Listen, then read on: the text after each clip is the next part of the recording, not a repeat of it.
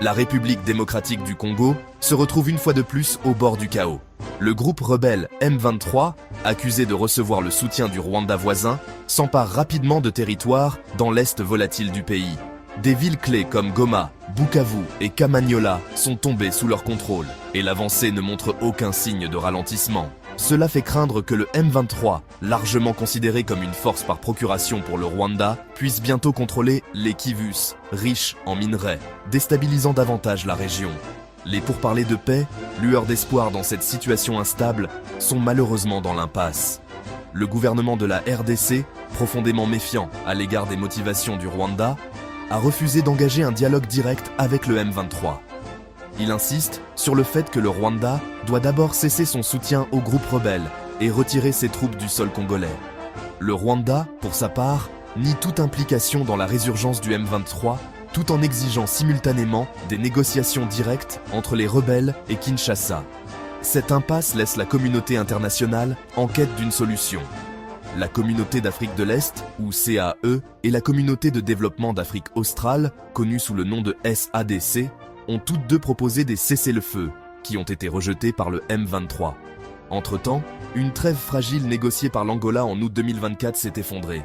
La situation devient de plus en plus précaire de jour en jour, le M23 menaçant d'avancer vers Kinshasa, la capitale de la RDC. Le conflit a considérablement aggravé les tensions de longue date entre la RDC et le Rwanda.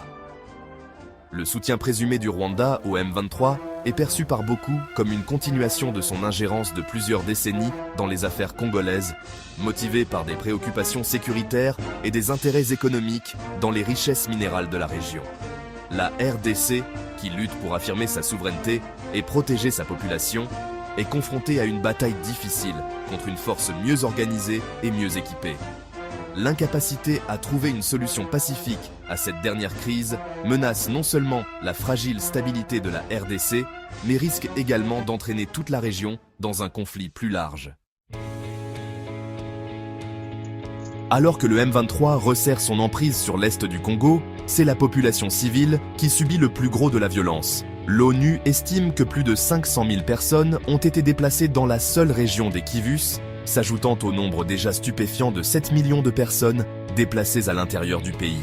La prise de Goma, une ville mal équipée pour gérer un afflux aussi massif, a créé une crise humanitaire aux proportions immenses. Le coût humain de ce conflit est incommensurable. L'ONU estime que 3000 civils ont été brutalement tués lors de l'assaut du M23 sur Goma. D'innombrables autres ont été victimes